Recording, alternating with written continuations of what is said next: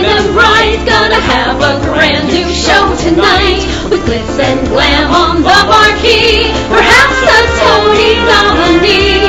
Stars beam brightly, see them glow. Sell out nightly, SRO. It's time to applaud the Broadway Beat. Stars beam brightly, see them glow in the footlights of a show. Life is sweet on the world's most famous street. Tickets, please. Take a seat. Cue the band. And have your feet to the rhythm of the Broadway Beat. The Broadway Beat. Broadway Beat. Hello, I'm Richard Ridge, and welcome to Broadway Beat, our weekly half-hour behind-the-scenes look at the very best of the New York theater on Broadway and beyond. This week we say goodbye to an old Disney favorite, Beauty and the Beast, so they can make way for their latest, The Little Mermaid. And we'll welcome a new musical, Xanadu, which is about to open at the Helen Hayes Theater. Now, after a 13-year run, one of Broadway's most beloved musicals, Beauty and the Beast, will play its final performance at the Lunt-Fontanne Theater on July 29th. It will have played a total of 5,510 performances. Now, over the years, Broadway Beat has been there, capturing many of Beauty's magical milestones. So stay with us as we reminisce about this timeless classic.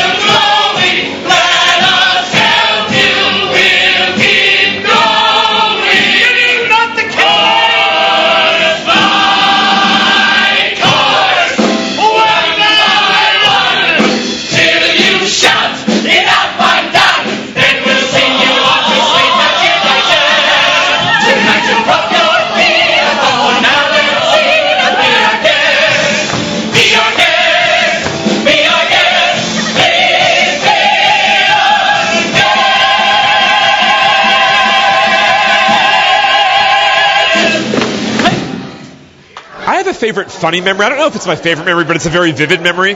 During one of the previews on Broadway, at the end of Act 1, the Belle and the Beast have a confrontation, and the Beast rips the sleeve of Belle's dress off. Well, Terry Mann and Susan Egan were the original Belle and Beast, and one night in a preview, Terry ripped Susan's wig off.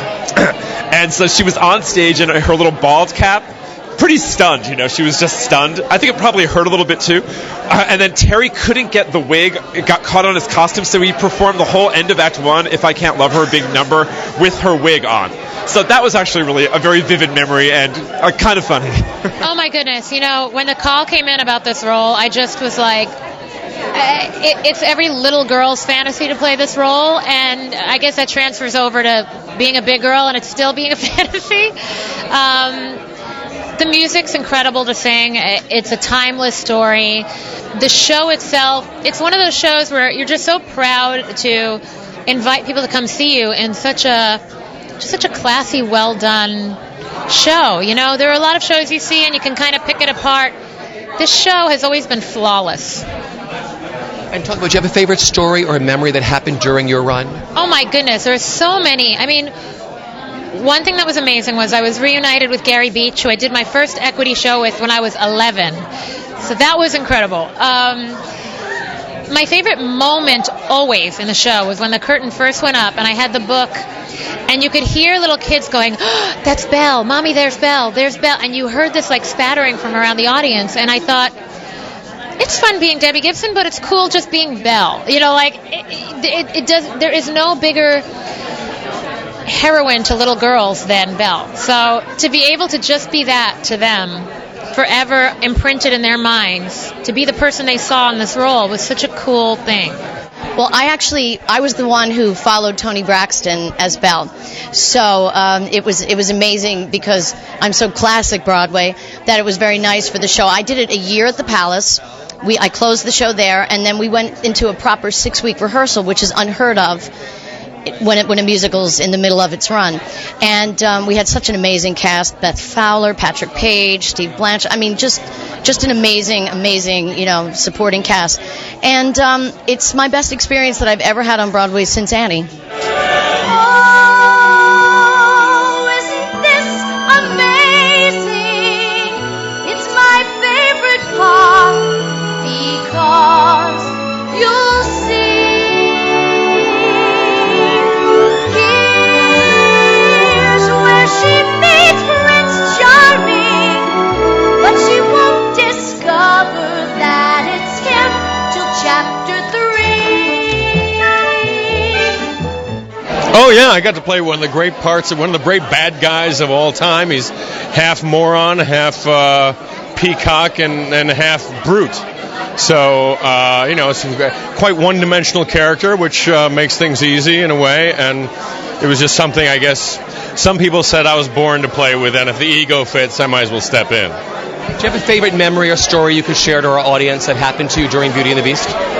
Well, in previews, we had such technical difficulties with the show that we were running during the rehearsals, our dress rehearsals, 4 hours, 5 hours in the show. And so the first night we went up in front of a paying audience, we were sort of all going to the guillotine, realizing we're not going to make it. We've never made it through the show. And all of a sudden, everything just worked. And 2 hours and 45 minutes later, which was very close to the running time of the show, we actually took our bows to an unbelievable standing ovation. And it was the most magical night of theater I have ever had. Of course, the next night, when Eisner and Katzenberg were there, we ran 4 hours, 10 minutes. But that one moment was almost, I don't know, the angels got together and decided to create a dream come true. And that was a wonderful night in the theater for me. It was definitely the costume. I mean, you know that big song at the end of the first act? You know, when he's going through an hour and a half of climbing and growling, and then you climb up the castle and you get to the big finish at the end. And I'm telling you, the first time you do it, you're like, just sucking air. And it's that was a big adjustment. But why do you think this show has lived on for 13 years?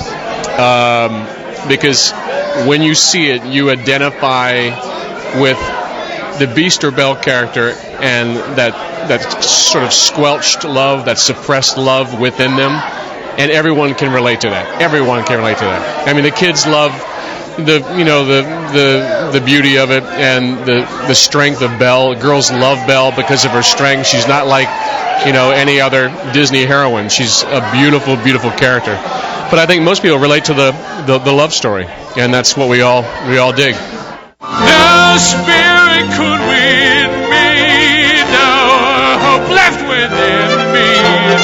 Oh, I could have loved her, and that she'd set me free. But it's not to be if I can't love. Let the world be done with.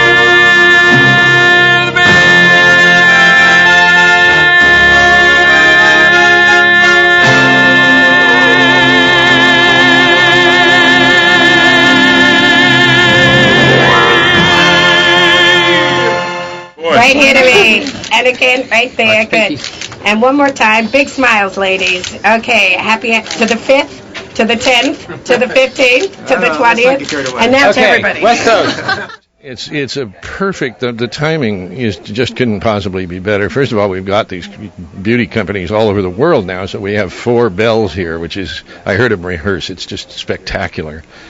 And second, it is for the benefit of UNICEF, just at a time when UNICEF's got some major world catastrophes to deal with, one in which we're very conscious of right now in Kosovo, but there's a lot more than that going on around the world, and they do just wonderful good everywhere they go.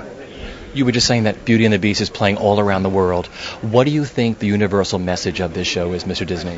Oh, it's so simple. It's just, the beauty is inside of everyone, and it just takes the right thing to bring it out.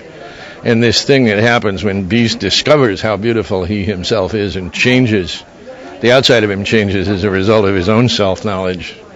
That's a pretty neat deal, and it crosses borders very easily, of course. And And what this will mean to the 1,000 children sitting at this special matinee today? They'll love it. They'll love it. They always do. They always do. It's a great show, and it's a great story, and the music is wonderful. I was just up there listening to the four girls singing Beauty and the Beast, and my heart just goes, oh, God, that's good. Okay, you'll see this one if you tell us God. You see, here's Lumiere, and here is Lumiere, here on, see? And I have so many Lumieres in my drawers, pardon the expression. So, a lot of very good memories, and they were all gifts from people who went to see the show. Well, give me your history. How many years did you do Beauty and the Beast? I did Beauty and the Beast for 1 year after Gary left to go to California to do the production there, and so I replaced him on Broadway for a year. And Sarah Uriarty was Belle, Mark Kudish was Gaston, and Jeff McCarthy was the Beast. And so, all of us are working, which is great. Tell me what made this experience so special for you. Well, I think basically it's the show itself. That it has a beautiful score, and the story basically works, and I was always very touched by what it said as far as people being different than you and learning to love someone for not what they look like but who they are, and also the thing about reading for children. And I was very touched by the show when I saw it for that reason, and also it was exquisitely produced. So, the sets and the costumes were just always exquisite. So it was a very classy production to be associated with. And I love the fact that it brought children to the theater, and then perhaps that's going to be something that they will remember, and they will continue to stay there and be our audiences for the future. My favorite story, of course, is something that happened on the road, and I had opened in Minneapolis. That's where the road show opened, and we had just Wednesday night opened, and Friday night, everybody had gone back to New York or whatever, and all the design, everybody had gone, and that night the pallet that I ride out on in the first scene jammed while Belle is singing, and when that happened, I kept going. And actually I was more earthbound than the costume even. So the costume kept going above, it kept, because it's from a weight belt, so it kept traveling. So it actually saved me because it protected me like an armor. There you have it. And I smashed into the castle. The costume went crumple, crumple, crumple, and I'm lying on the stage in this box. And one of the stagehands comes out, and they pull me up off the floor, which is tricky because I'm sort of encased in this thing. And so they pull me off the floor, and then, of course, I fall down again. Now, in the meantime, Belle is continuing to sing and sing and sing. And there's just this blue wash. The lights are very dim over there. And they got me up. They went out. They went out to the center of the stage, picked up my headdress, which of course had gone flying. We put that back on my head. The microphone was somewhere on my back. I don't know. I lost that one. And the dress that I'd pull out was hanging to the floor. And the stage manager looked at me and he said, "Well, I guess you better waddle on out there." And you did? And I did, with rug burn up my face. I had busted my lip. I had no microphone. And I had the costume had gone straight up my face. Did you finish the show? Oh, yeah, I was fine.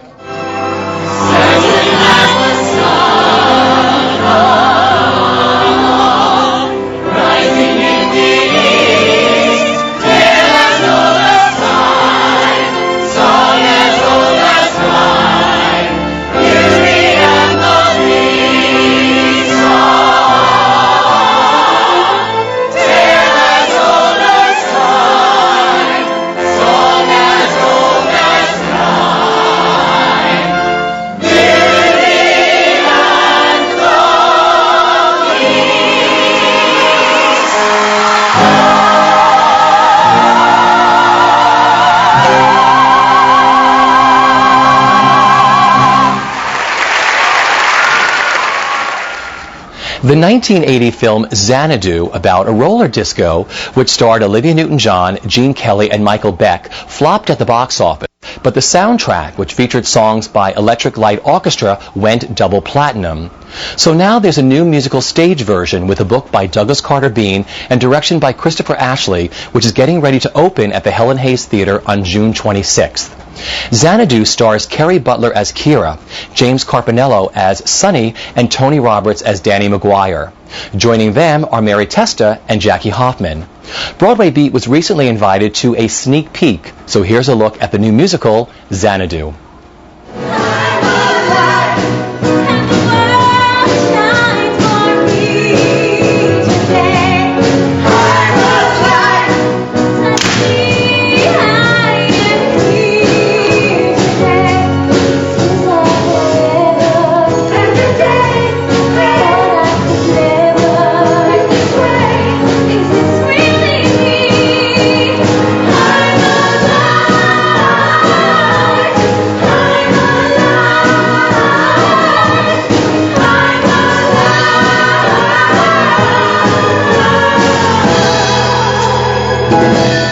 First thing I thought was, no, because I want to have a career in the business of show, so I want to avoid potholes like this. And then they kept coming back and coming back and coming back, and I said, there's got to be something here. And then, like, the last time, I think it was like the 6th or 7th time I looked at the movie, I noticed that there were these fabulous Fosse girls on vacation.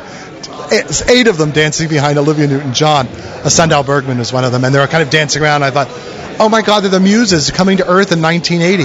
The year art started to stink. Oh my God, I get it. It's a comedy, and it could be about this, it could be about art, and the Muses. And we've actually been really cool as we've been rehearsing, and across the street is the top of the New Amsterdam Theater, where there are 9 Muses statues looking down on us. So that's been great. So I kind of knew that's what it was, and I took a deep breath, and I thought, like, Xanadu on stage, it's so wrong.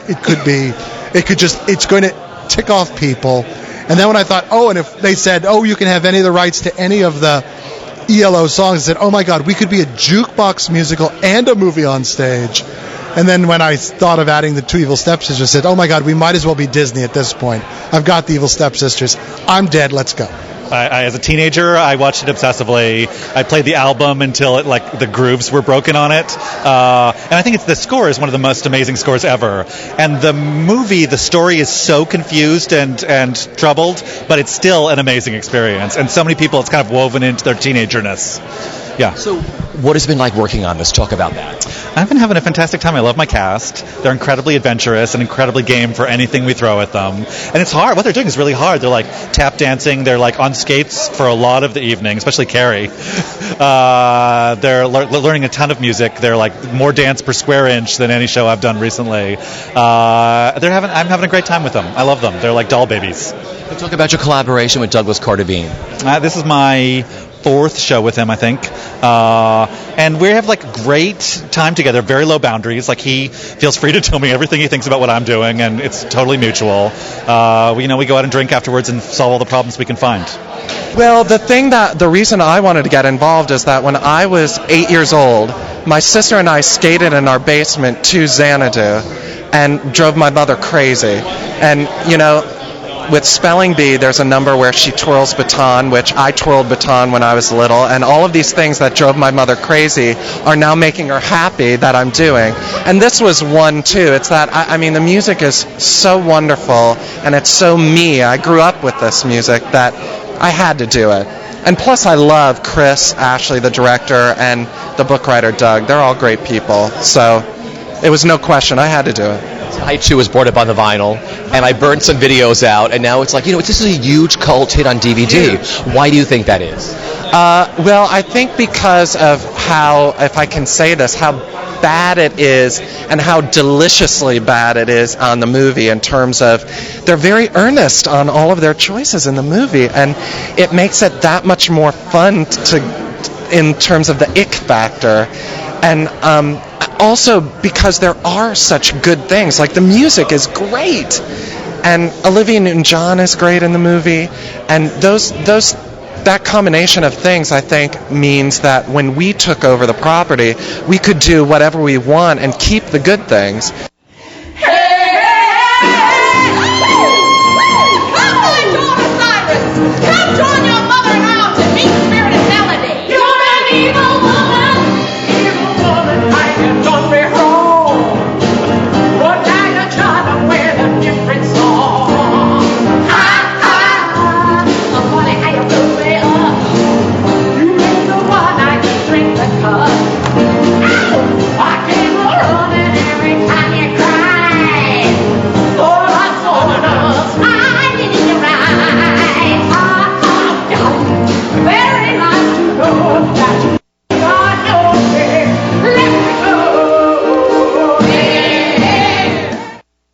I've done all the workshops of this, and I had watched the film like after the first or second workshop. I finally said, let me take that film home, because we had that, and I can't give anything away, but we had that and another film to look at. And I watched, I guess I saw it in the 80s, but I was just telling them, I don't remember anything from the 80s.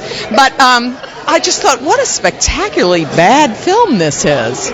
You know, this is way better. But Kenny Ortega had done the choreography, and I worked with Kenny and Marilyn in American Fable. So, you know, it's like, oh my God, you know, so yeah. I'd like to talk about the role you play. What a who. Douglas wrote these roles, right, for you? Yeah, they're not in the film. The evil muses. I think he wanted to figure out, you know, like to connect the Grecian thing and the muses and stuff. And so tragedy and epic poetry, which is Jackie and I'm tragedy and Jackie is epic poetry, seem to be the best ones to make evil. Because, you know, you don't want to do music, you don't want to do dancing. So it's really wonderful because really simply it's that I am really upset that I was passed over because I'm the supposedly oldest muse. So, you know, it makes sense to devise a plan. Of course, it's always much more fun to play evil than it is to play nice. So we're having a ball.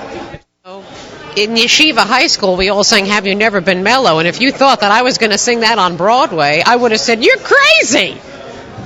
Because I was brought up on this, like your choreographer. I listened to this album in my basement. I danced to this stuff. You know, and this movie is such a cult classic now on DVD. Have you watched the movie since?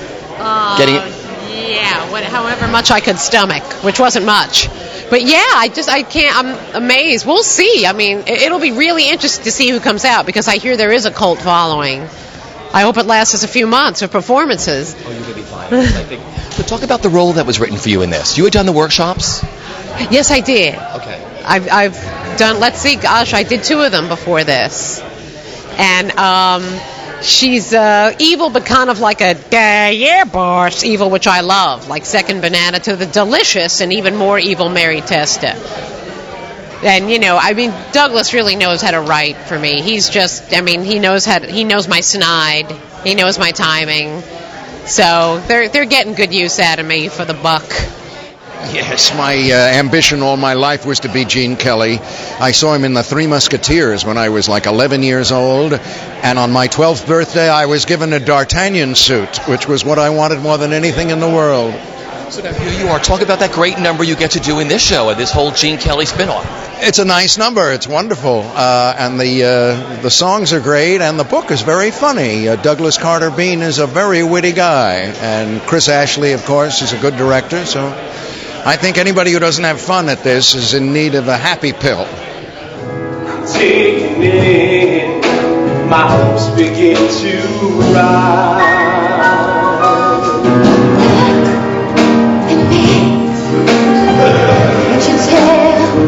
I'd be so thrilled to see the message in your eyes. See my hopes, my dreams, and suddenly fall there. There's all emotion, I'm ready to say suddenly I don't need the answers.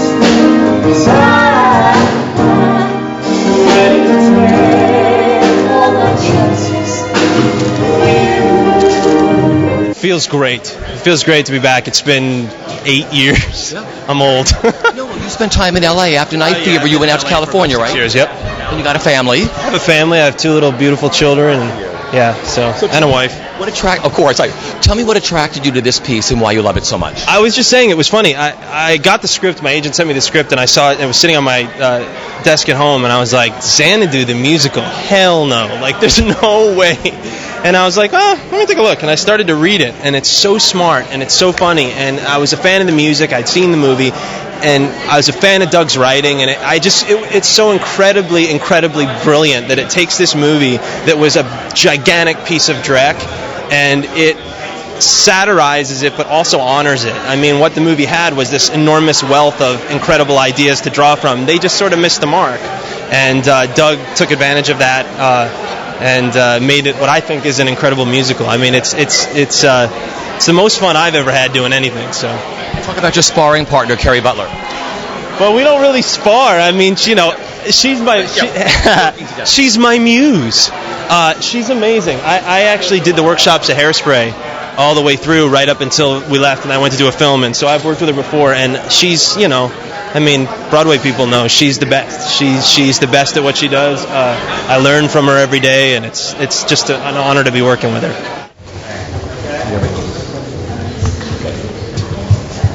I mean, the show is so much fun, but this is actually one of the most stressful parts I've ever played. Well, yeah, there's just it's really layered. I mean, Douglas, is writing Kira, like I'm in a Greek tragedy, so I have to prepare as an actress for that, and then I'm roller skating, and I'm doing 3 different accents, and, but yeah, the roller skating is definitely challenging. Let's talk about the great score. What a great ELO score you have in this. Oh yeah, the music is so much fun, and it's a joy to sing, and the cast is hilarious, I think that we're not doing it probably the way people might think, like just that number with Jackie and Mary. It's so funny. And just talk about what you think the audience reaction. I mean, did you know a lot of people? I love this movie. I think this movie is such a hoot with Livia and Michael Beck and Gene Kelly. Did you know the movie beforehand? Oh, yeah. I loved the movie because I was a humongous Olivia Newton-John. If you can tell, I did a few shout-outs to Olivia in my singing. But yeah, but then, rewatching the movie, I was a little bit like, I loved this movie. Because, there are some, plot issues, but, I think Douglas took the best parts of the movie and then just made it even better, What do you think has made this movie such a cult favorite? Well, like you said, the music is so great, and I don't know, it's just so crazy, it's like so flamboyant, just in the costumes and the skating and all that stuff. So I think that's what it is. It's just fun to watch. Every time you cry, oh, I didn't